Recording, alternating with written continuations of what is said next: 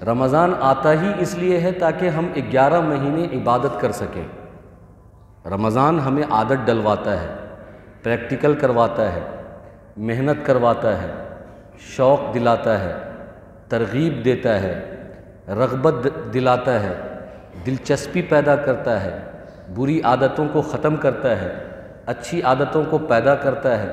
تو رمضان آتا اس لیے ہے کہ 11 مہینے ہمارے عبادت کے ساتھ گزرے،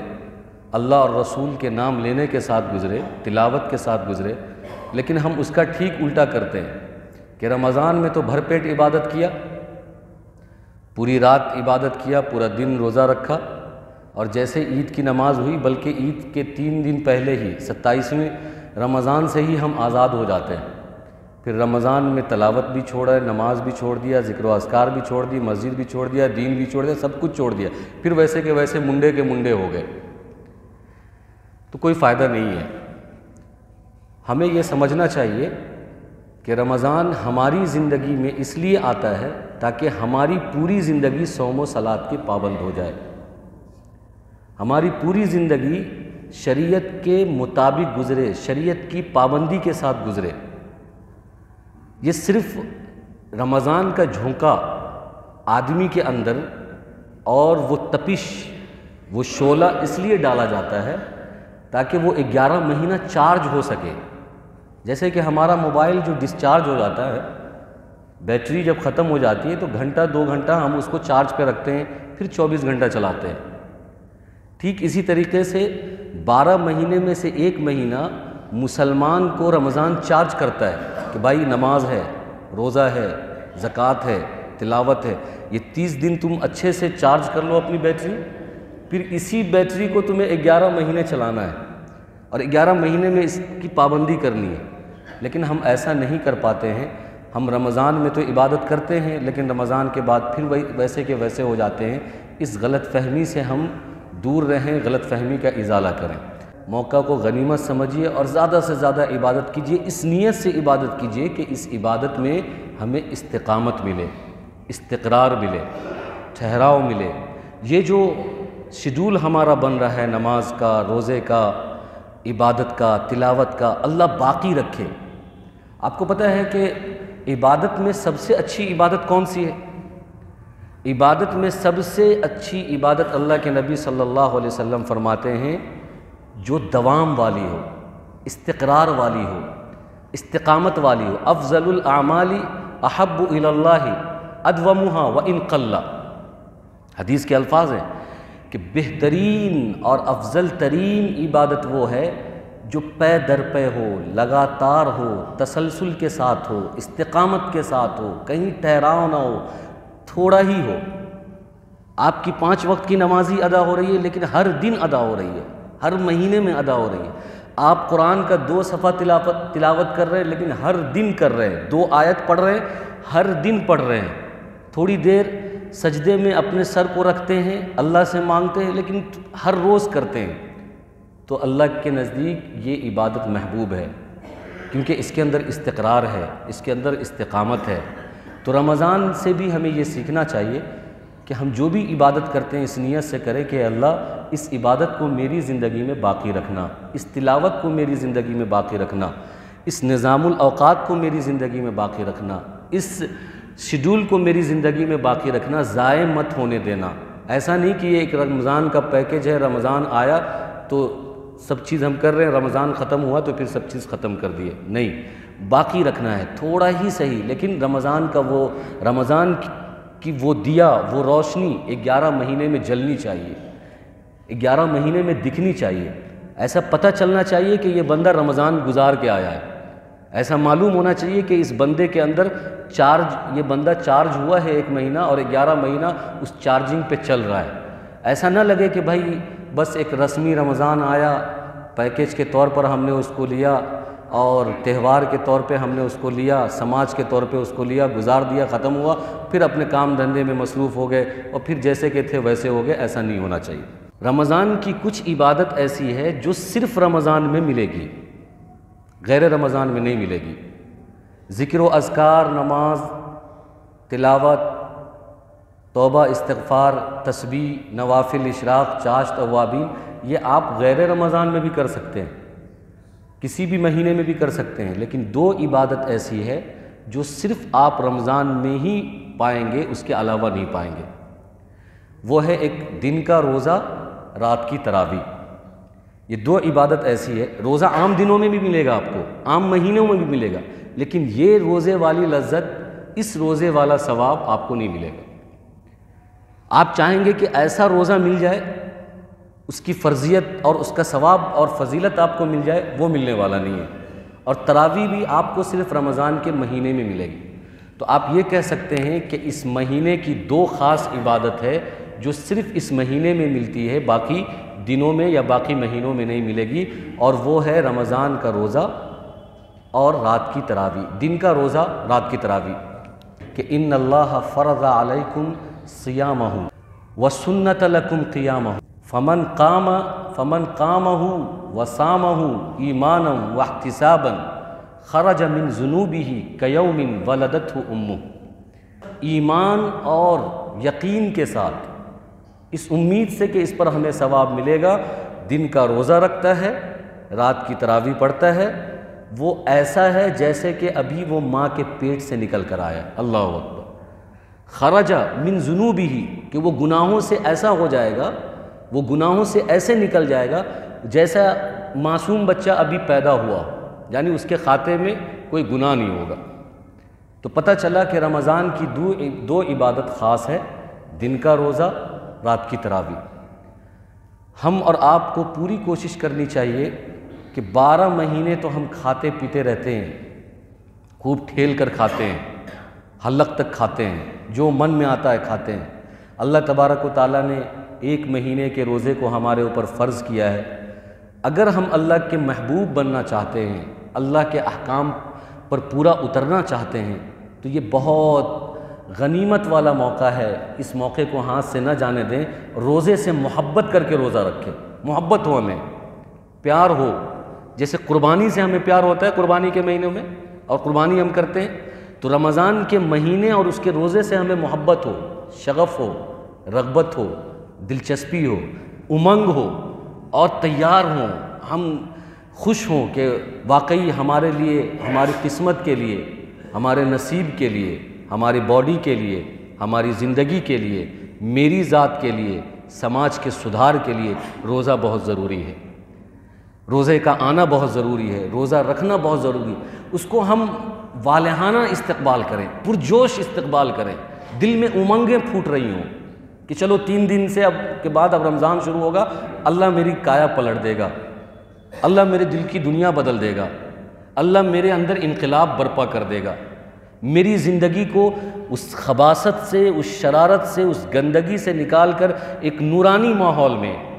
ایک ثواب والے ماحول میں، فرشتوں والے ماحول میں اللہ تبارک و تعالیٰ لے کر آئے گا۔ اس امنگ سے ہم رمضان کے روزے کے بارے میں تصور کریں، ہمارے اندر یہ امنگ ہونی چاہیے کہ اللہ نے رمضان کے مہینے کے روزے کو ہمارے اوپر فرض کیا ہے۔ کوتاہی نہ کریں، چھوٹی چھوٹی معمولی بیماری کے لیے روزے کو ترک نہ کریں۔ کھانسی، سردی، بخار، پیٹ درد، سر درد، باڈی درد، تھوڑا مشکل کا محنت کا اگر مزدوری والا کام ہے، ترک نہ کریں، قربانی دیں، مجاہدہ اٹھائیں۔ دین کے لیے ہم جتنی قربانی دیں گے، عمل کرنے کے لیے جتنی قربانی دیں گے، اس پر ثواب اتنا ہی ملے گا۔ من جد وجد، عربی کا ایک مقولہ ہے کہ جو کوشش کرتا ہے وہ پاتا ہے، جو محنت کرتا ہے اس کو پھل ملتا ہے۔ ایک آدمی اگر بنجر زمین پر محنت کرتا ہے، بنجر زمین پر، جسے امید نہ ہو کہ اس زمین سے کچھ بھی نہیں اگے گا، یہ زمین بنجر ہے، یہاں سے کچھ بھی آنے کی امید نہیں ہے، لیکن ایک آدمی اس امید سے اس بنجر زمین پر پانی ڈالتا رہتا ہے، محنت کرتا رہتا ہے، مجاہدہ کرتا رہتا ہے، تو اللہ اس زمین کو ایک نہ ایک دن ہموار بنا دیتا ہے، اس زمین کو ایک نہ ایک دن سبزہ زار بنا دیتا ہے، اس زمین کو ایک نہ ایک دن غلہ، اناج اور پھل اور میوے اگانے والا بنا دیتا ہے۔ تو ٹھیک اسی طریقے سے ہم رمضان کے روزے میں جب ہم روزہ رکھتے ہیں، دھوپ میں ہمارا کام ہوتا ہے، سفر ہوتا ہے، آنا جانا ہوتا ہے، دکان سنبھالنا ہوتا ہے، گراہک اٹینڈ کرنا ہوتا ہے، محنت مزدوری کرنی ہوتی ہے، ٹھیلا چلانا ہوتا ہے، ٹریول کرنا ہوتا ہے، بہت ساری مشکلیں ہیں، میں یہ نہیں کہتا کہ نہیں ہے، لیکن ان مشکلوں کا ہم سامنا کریں، مجاہدہ کریں، قربانی دیں اللہ کے لیے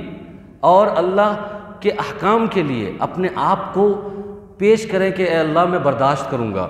میں اس سفر کو برداشت کروں گا، سفر کے مشقت کو برداشت کروں گا، میں دھوپ برداشت کروں گا، میں محنت برداشت کروں گا، میں ٹھیلا کھینچوں گا، برداشت کروں گا، میں دھوپ میں چلوں گا، برداشت کروں گا، میں معماری کا کام کروں گا، برداشت کروں گا، میں بوجھ اٹھاؤں گا، برداشت کروں گا، لیکن اے اللہ میں روزہ ضرور رکھوں گا۔ اب اس روزے میں جو کیفیت پیدا ہوگی، اس روزے کے اندر جو نورانیت پیدا ہوگی، اس روزے سے جو ہمارے دل کا ماحول بنے گا، یقین مانیے کہ آدمی جب جتنے مجاہدے کے ساتھ روزہ رکھتا ہے نا،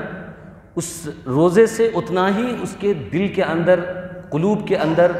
صافی اور شفافی پیدا ہوتی ہے، تقویت پیدا ہوتی ہے۔ ایک آدمی روزہ رکھا، سحری کھایا، سو گیا اور شام کے 4 بجے اٹھا، جیسے کہ ہمارے نوجوانوں کا معمول ہے، رات بھر کھانا بھر پیٹ اور سحری کے وقت جو ہے سونا، فجر کی نماز پڑھ لیا تفریح کرتے ہوئے، کیونکہ پیٹ کا کھانا بھی ہضم کرنا ہے، تو آ گئے نماز پڑھنے کے لیے، تفریح کرتے ہوئے فجر کی نماز میں آ گئے، نماز فجر کی پڑھ لیا، جا کے سویا، تو پھر سوتے سوتے سوتے 4 بج گیا، اب 2 گھنٹہ بچا ہوا ہے روزے کو، وہ تو کوئی بھی رکھ لے گا، 2 سے 3 گھنٹہ بچا ہوا ہے، کیا مشقت تھی، تم نے پورا روزہ سونے میں گزار دیا بیل کی طرح۔ ہمارا جو کام کاج ہے وہ بھی تھوڑا بہت کرنا ہے، محنت کا کام ہوگا، کرنا ہے، روزے کو محسوس کرنا ہے، اپنے اوپر لگنے دینا ہے روزے کو، پھر قربانی دے کر جب ہم روزہ رکھیں گے تو ہمیں احساس ہوگا، تب ہم یہ سمجھیں گے کہ یہ دنیا فانی ہے، ہم جو کچھ کر رہے ہیں یا کرنا ہے وہ اللہ کے لیے کرنا ہے، ہم جو یہ برداشت کر رہے ہیں، بھوک پیاس تڑپ طلب، یہ اللہ کے لیے کر رہے ہیں، تو ہمیں سمجھ میں آئے گا کہ اللہ کی طاقت، اللہ کی قدرت، اللہ کی حکمت، اللہ کا حکم، تب سمجھ میں آئے گا۔ رسمی کھایا سو گیا، روزے سے کچھ ہم سیکھے ہی نہیں، روزہ نے ہمیں کوئی تکلیف ہی نہیں دیا، روزہ ہمارے اوپر لگا ہی نہیں، تو پھر کیا پتہ چلے گا کہ رمضان کیوں آتا ہے، روزہ کیوں رکھتے ہیں، روزہ ہمیں کیا سکھاتا ہے۔ اس لیے ہم قربانی دیں، ہر آدمی کے پاس اپنی اپنی پریشانی ہوگی، میں یہ نہیں کہتا، ہم مولویوں کی بھی اپنی اپنی پریشانی ہے رمضان میں، وہ مولوی جانتے ہیں، ایک عام آدمی کی بھی پریشانی ہوتی ہے رمضان میں، وہ لوگ جانتے ہوں گے، سب کی اپنی اپنی پریشانی، ساری پریشانی میں رہ کر روزہ نہیں چھوڑنا ہے، روزے کو اللہ نے فرض کیا ہے، اس کو انجوائے کیجئے، اس موسم کو اپنے رغبت کے ساتھ، دلچسپی کے ساتھ، شوق کے ساتھ، امنگ کے ساتھ ہمیں روزہ رکھنا ہے، بوجھ نہیں بننا، یا کدورت نہیں آنے دینا ہے، ماتھے پہ بل نہیں آنے دینا ہے، شکوہ شکایت نہیں کرنا ہے، یا یہ کہ لوگوں سے یہ شکایت نہیں کرتے پھرنا کہ ارے جلدی سے رمضان جائے، بوجھ لگ رہا ہے، جلدی سے رمضان جائے، ختم ہو جائے، بہت پریشانی ہو رہی ہے، کام دھندے کا دقت ہو رہا ہے، نوکر چاکر کا دقت ہو رہا ہے، پیسہ کمانے کا دقت ہو رہا ہے، سونے میں پرابلم ہو رہی ہے، اور اسی طریقے سے جو ہمارے روز مرہ کے کام ہیں اس میں دقت ہو رہی ہے، بوجھ نہیں سمجھنا ہے، پیار سے لیجئے اس کو، محبت سے لیجئے، شفقت سے لیجئے، امنگ سے لیجئے، اور محسوس کیجئے، اس کا مزہ لیجئے، اس کو انجوائے کیجئے۔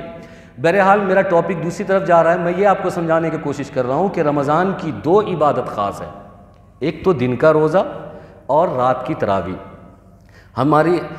ہم اللہ کی ذات سے یہ امید رکھتے ہیں کہ ہم سب روزہ رکھیں گے، بوڑھے جوان، عاقل بالغ، مرد عورت، سب روزہ رکھیں گے، اگر کوئی شرعی مجبوری نہیں ہے، بڑی مجبوری نہیں ہے، بڑی بیماری نہیں ہے، اللہ نے اگر اتنی طاقت صحت قوت دی ہے کہ ہم روزے کو برداشت کر سکتے ہیں، تو ہم ارادہ کرتے ہیں کہ آنے والے جو رمضان ہے 2-3 دن میں شروع ہوگا، اس میں ہم سب رغبت کے ساتھ اور خوشی کے ساتھ سب آدمی روزہ رکھیں گے، اللہ اس پر اجر دے گا، چاہے روزہ رکھنے میں ہمیں کوئی پریشانی ہی کیوں نہ ہو، کوئی مصیبت ہی کیوں نہ ہو۔ ہاں بہت زیادہ بیماری ہے، ڈاکٹر اگر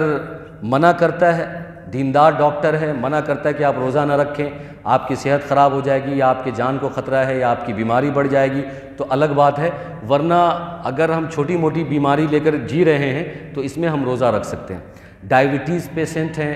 ہارٹ والے پیشنٹ ہیں، تو ڈائیبٹیز پیشنٹ میں بھی بہت سارے لوگ ایسے ہیں جو روزہ رکھ سکتے ہیں، ہارٹ والے پیشنٹ میں بھی بہت سارے لوگ ایسے ہیں جو روزہ رکھ سکتے ہیں، وہ ڈاکٹر سے مشورہ کر لیں کہ ان کی ڈائبٹیز کس ٹائپ کی ہے، ہارٹ کون سے ٹائپ کا ہے، اس میں وہ فاسٹنگ برداشت کر سکتے ہیں کہ نہیں۔ اگر ڈاکٹر مشورہ دے دیتے کہ نہیں آپ کی ڈائبٹیز اس خطرناک اسٹیج میں نہیں ہے، آپ کا ہارٹ اس خطرناک اسٹیج میں نہیں ہے، آپ فاسٹنگ کر سکتے ہیں، تو پھر دوا کا جو ڈوز ہے وہ ان سے سمجھ لیں کہ دوا کب لینی ہے، ناشتے کی دوا کب لینی ہے، صبح کی دوا کب لینی ہے، شام کی دوا کب لینی ہے۔ میں آپ کو بالخصوص اس میں ایک بات اور ایڈ کرتا چلا جاؤں کہ کل ہی ڈاکٹر صاحب کا بھی فون آیا تھا میرے پاس پرسنلی، یا آپ کا خیال کرتے ہوئے انہوں نے مجھے فون بھی کیا کہ کچھ لوگ ہیں جو ہمارے پیشنٹ ہیں، بزمی ڈاکٹر صاحب جو ہیں ان کی بات کر رہا ہوں، کہ جو ہمارے پیشنٹ ہیں ہم ان کو تو دوا کی خوراک سمجھا دیتے ہیں، لیکن جو ہمارے پیشنٹ نہیں ہیں تو آپ اپنے بیان میں ان کا تذکرہ کر دیجئے گا، ان لوگوں کو سمجھا دیجئے گا کہ اگر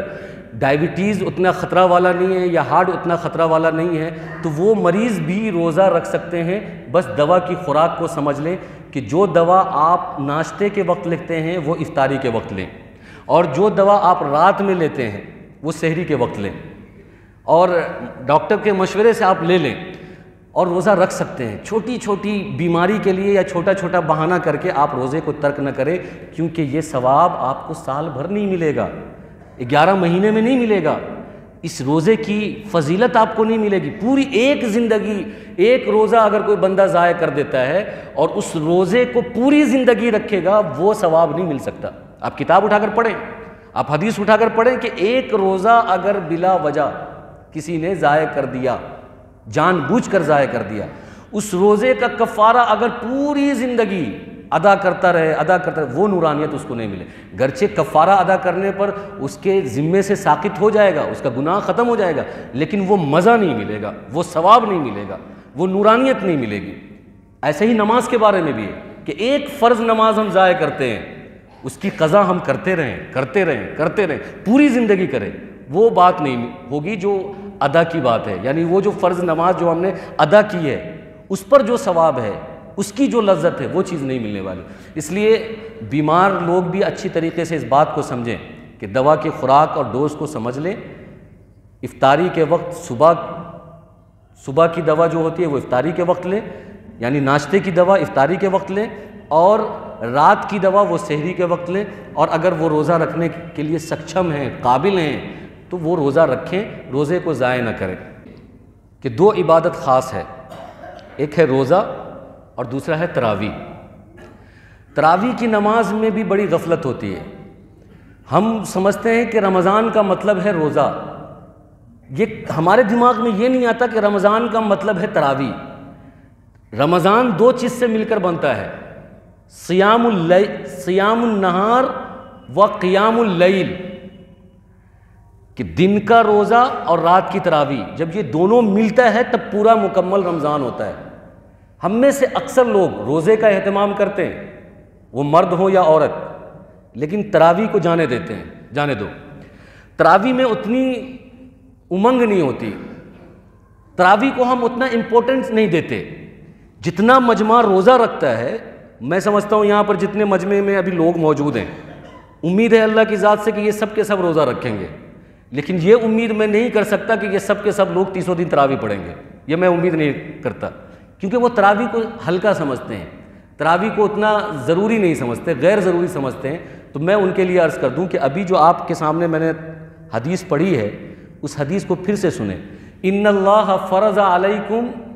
صیامہ وسنت لکم قیامہ، کہ اللہ نے تمہارے اوپر روزہ فرض کیا ہے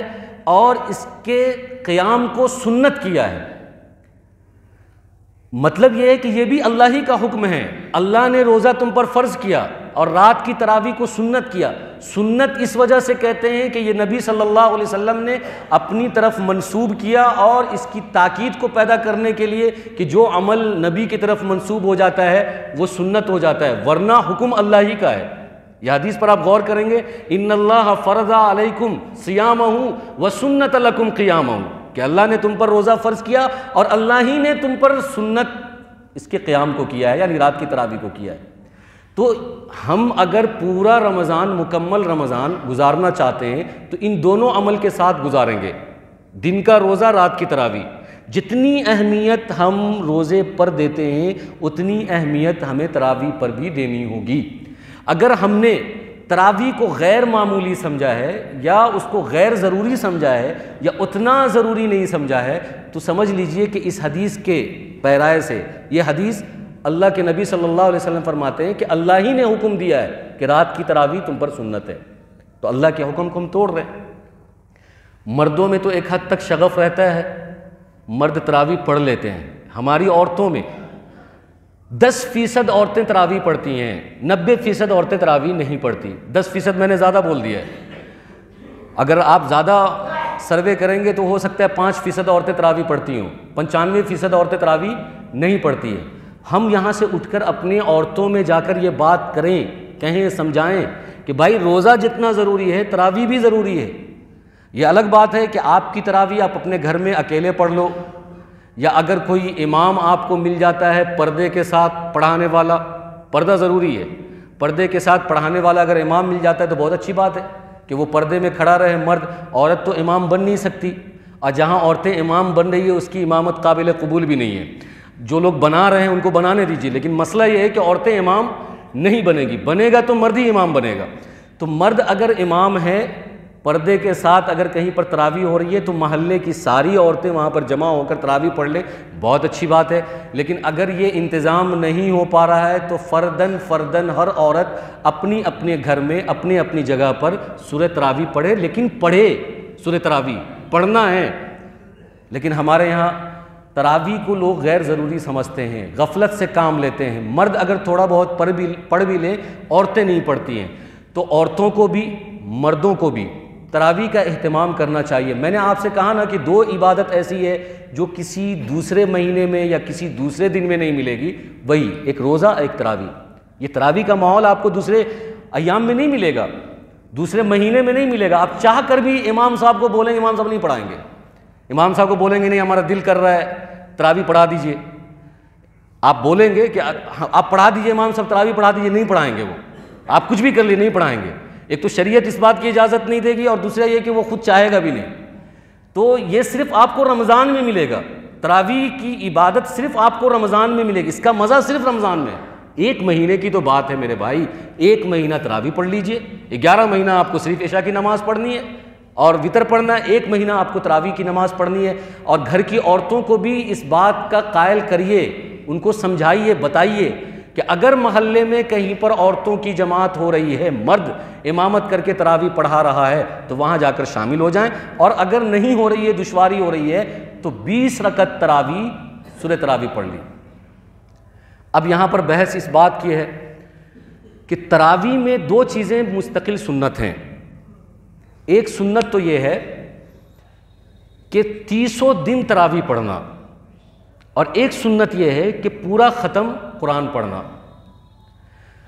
ہمارے یہاں یہ جو 5 دن 6 دن 7 دن والی تراویح کا جو حیضہ لگا ہوا ہے، یہ علماء نے شروع کروایا تھا تاجروں کے بینیفٹ کے لیے، ان کے فائدے کو مد نظر رکھتے ہوئے علماء نے شروع کروایا تھا کہ جو لوگ مصروف لوگ ہیں، مشغول لوگ ہیں، بزی مین، جو بہت مصروف رہتے ہیں کام میں، دھندے میں، جو پابندی کے ساتھ 30 دن ایک جگہ پر تراویح نہیں پڑھ سکتے، تو علماء نے ان کے لیے ایک دروازہ کھولا تھا کہ بھائی 5 دن 7 دن 10 دن کی تراویح گھر میں، مسجد میں، بنگلے میں، دروازے پہ آپ کر لیجئے، باقی جو بچے ہوئے ایام ہیں آپ جہاں رہیں وہاں کر لیجئے۔ لیکن اب کیا ہوتا ہے، اس کا غلط استعمال ہو رہا ہے، یہ شبینہ تراویح کا غلط استعمال ہو رہا ہے، 5 دن تراویح کا غلط استعمال ہو رہا ہے، 7 دن تراویح کا غلط استعمال ہو رہا ہے، 10 دن تراویح کا غلط۔ کان کھول کے سنیے، اگر جو بندہ اس نیت سے 10 دن کی تراویح پڑھتا ہے کہ مجھے اگلے 20 دن تراویح نہیں پڑھنی ہے، تو وہ ایک سنت کو ضائع کر رہے ہیں۔ وہ سمجھیے کہ تراویح کی آدھی سنت پر عمل کر رہے ہیں، آدھی سنت چھوڑ رہے ہیں۔ یہ ایسا ہی ہے جیسے کہ کوئی بندہ روزہ رکھ کے تراویح نہ پڑھے، تو وہ بھی جو بندہ تراویح تو پڑھ رہا ہے لیکن 5-10 دن میں پڑھ کے ختم کیا اور 20 دن کھلے سانڈ کی طرح گھوم رہا ہے، کہیں نہیں پڑھ رہا۔ تو تراویح کی 2 مستقل سنت ہے۔ اگر آپ بہت مصروف ہیں، آپ بہت مشغول ہیں،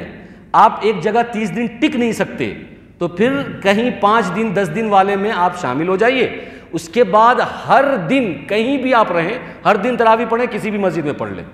تب جا کر مستقل سنت تراویح کی ادا ہوگی۔ اس طریقے سے کرنا کہ 5 دن کی تراویح پڑھ لیا 25 دن چھٹی، 10 دن کی تراویح پڑھ لیا 20 دن چھٹی، 7 دن تراویح پڑھ لیا 23 دن چھٹی، اس تراویح سے کوئی فائدہ ہونے والا نہیں ہے، اس تراویح کا وہ اجر بھی نہیں ملے گا۔ اور آج کے ماحول کے حساب سے علماء نے فتویٰ دینا شروع کر دیا ہے کہ اس کو ختم کرو 10 دن والے کو، لوگوں کے مزاج کو دیکھتے ہوئے، ان کے رجحان کو دیکھتے ہوئے کہ تاجروں کے اور مصروف مشغول لوگوں کے نظام اور وقت کو دیکھتے ہوئے علماء نے ایک راستہ دیا تھا، لوگ اس کا غلط استعمال کر رہے ہیں۔ اکثر لوگ 5 دن کی تراویح پڑھتے ہیں 25 دن گول، تو علماء نے اب فتویٰ دینا شروع کیا کہ بھائی یہ 5 دن کی تراویح اب غیر افضل ہو گئی ہے، 10 دن کی تراویح یہ غیر افضل ہو گئی ہے، اس کو بند کرو، اس ڈرامے کو بند کرو تاکہ لوگ 30 دن مسجد میں تراویح پڑھ سکیں یا کہیں پر بھی جڑ کر تراویح پڑھ سکیں۔ اس میں ایک چیز کا اور خیال رکھنا ہوگا کہ جہاں جہاں پر 5 دن کی یا 7 دن کی یا 10 دن کی تراویح ہو رہی ہے وہاں پر 2 چیزیں ہیں، ایک تو مقتدی صاحب اور ایک امام صاحب۔ مقتدی صاحب کے لیے یہ چیز ہے، مقتدی صاحب اچھے سے سمجھیں، مقتدی صاحب آپ امام صاحب پر فورس نہ کریں کہ ایک دم آپ حافظ ریل بن جائیے، حافظ ریل نہیں بننا ہے۔ ان کو کہیے کہ ٹھیک ہے اب ہم 10 دن کی تراویح پڑھیں گے لیکن آپ کو پڑھنا اطمینان سے جو سمجھ میں ہم کو آئے، یہ آپ کی ذمہ داری ہے مقتدی صاحب کی۔ لیکن مقتدی صاحب کو تو اتنی جلدی رہتی ہے، وہ امام کو اتنا ٹوچن کرتا ہے، اور تیز اور تیز اور تیز، مطلب حافظ ریل کا مطلب ہے کچھ سمجھ میں نہیں آنا، نہ اس کو سمجھ میں آئے گا نہ مقتدی کو سمجھ میں۔ کیا فائدہ بھائی، قرآن کی بے حرمتی ہو رہی ہے، قرآن کی بے عزتی ہو رہی ہے، قرآن بد دعا کرے گا امام کو بھی، مقتدی، یہی چل رہا ہے۔ آپ دیکھیے 10 دن کی تراویح اٹھا کر، دیکھیے 5 دن کی تراویح اٹھا کر، دیکھیے 7 دن کی تراویح اٹھا کر، کیا ہے، قرآن کا مذاق بنا دیا ہے۔ ہم کو سمجھ ہی میں نہیں آ رہا ہے کہ یہ گیتا پڑھ رہا ہے، رامائن پڑھ رہا ہے یا قرآن پڑھ رہا ہے، یہ کیا کر رہا ہے، کون سا سلوگن پڑھ رہا ہے، کون سا پارہ پڑھ رہا ہے، کون سی آیت پڑھ رہا ہے، ہم لوگ کو سمجھ میں نہیں آ رہا۔ جو حافظ ہے ان کو سمجھ میں نہیں آ رہا تو جو غیر حافظ ان کو کہاں سے سمجھ میں آئے گا؟ تو اس لیے مقتدی صاحب آپ اپنے اقتداء کا لحاظ رکھیے اور ان سے کہیے کہ بھائی رمضان میں تراویح ہمیں ملتی ہے، 12 مہینے میں 1 مہینہ تراویح پڑھنے کو ملتا ہے، ہمیں کوئی جلدی نہیں ہے، ہم اچھے سے سنیں گے، 2 گھنٹہ سنیں گے، 2.5 گھنٹہ سنیں گے، 3 گھنٹہ سنیں گے، 4 گھنٹہ سنیں گے، آدھی رات سنیں گے، زیادہ جلدی کرنے کی ضرورت نہیں ہے۔ ہاں زیادہ تاخیر بھی نہیں کیجیے، معتدل انداز میں، مڈل انداز میں آپ چلتے رہیے، یہ تو مقتدی صاحب کی ذمہ داری ہے۔ اور امام صاحب کی بھی یہ ذمہ داری ہے کہ وہ اپنے آپ کو ایکسپریس ہائی وے یا حافظ ریل نہ سمجھیں، حرف کو نہ کاٹیں، آیت اور قرآن کی آیت کے ساتھ کھلواڑ نہ کریں، ایسا نہ لگے کہ لگ رہا ہے ڈھیلا پھینک رہا ہے، ایسا نہ لگے کہ پتھر مار رہا ہے، ایسا لگے کہ ہاں بھائی قرآن پڑھ رہا ہے، یہ اللہ کا کلام ہے، اللہ کے کلام کو ہم اس شان کے ساتھ پڑھیں، ایسا پڑھیں کہ ہاں لگے کہ کم سے کم قرآن پڑھا جا رہا ہے یا قرآن سنا جا رہا ہے۔ یہ 5 دن کی تراویح والوں میں بڑی دقت ہوتی ہے، 27 دن والے میں تو سمجھ میں آ جاتا ہے، 20 دن والے میں بھی سمجھ میں آ جاتا ہے کہ نہ مقتدی کو جلدی ہے نہ امام کو جلدی ہے، وہ اپنا لے دے کے معاملہ چلتا رہتا ہے۔ لیکن یہ جو 5 دن اور 7 دن 10 دن والی جو تراویح ہوتی ہے، ان کو ایسا لگتا ہے کہ ان کے لیے الگ سے قرآن نازل ہوا ہے، ان کے لیے الگ سے کوئی شریعت آئی ہے، ان کے لیے الگ سے کوئی احکام آیا تراویح کا۔ نہیں بھائی، 27 دن والے تراویح کے لیے بھی وہی حکم ہے اور 10 دن والے تراویح کے لیے بھی وہی حکم ہے کہ سمجھ میں آنا چاہیے مقتدی کو بھی اور امام کو بھی۔ لیکن 10 دن والے میں ایسا ہوتا نہیں ہے، بس اس کا خاص خیال رکھیں کہ تراویح سب کو پڑھنا ہے، مرد کو بھی عورت کو بھی، پوری تراویح پڑھنا ہے، 300 دن پڑھنا ہے اور ختم قرآن پڑھنا ہے اور تراویح ناغہ نہیں کرنا ہے، اور ایسی تراویح سننا یا پڑھنا ہے جو سمجھ میں آئے، مزہ آئے کہ ہاں قرآن پڑھا جا رہا ہے۔ بات طویل ہو رہی ہے، اللہ تبارک و تعالی ہمیں ان چند باتوں پر عمل کرنے کی توفیق عطا فرمائے، آمین۔ وآخر دعوانا ان الحمدللہ رب العالمین۔